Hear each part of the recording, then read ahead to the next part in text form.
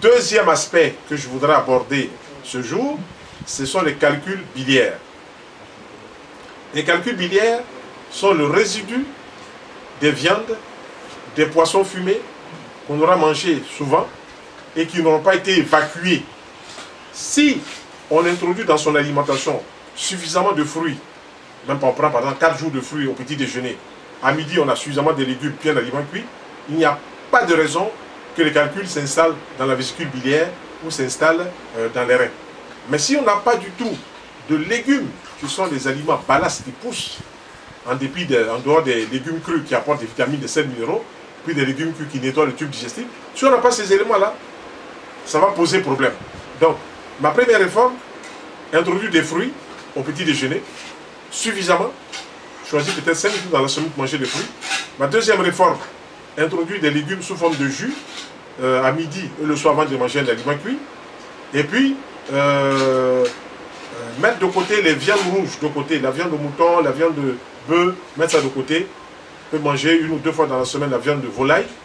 On peut manger des champignons. On peut manger du soja. On peut manger des haricots rouges, qui sont des protéines végétales. On fait une assiette de légumes, bien jus de légumes.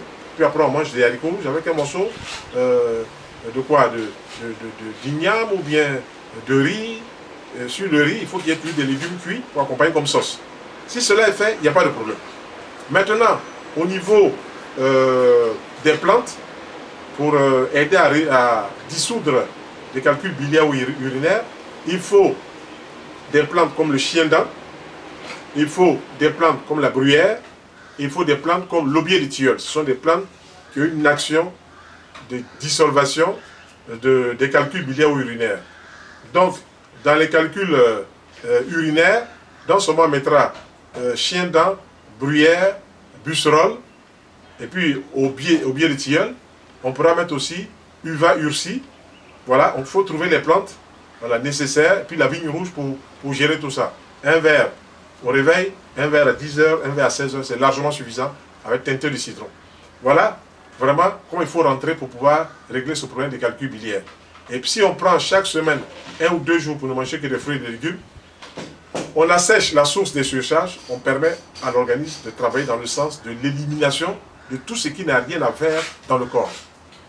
Ensuite, la prostate, sous sa forme la plus globale, on dit inflammation de la prostate, prostatite, on dit gonflement de la prostate, hypertrophie, et même on va jusqu'au cancer de la prostate.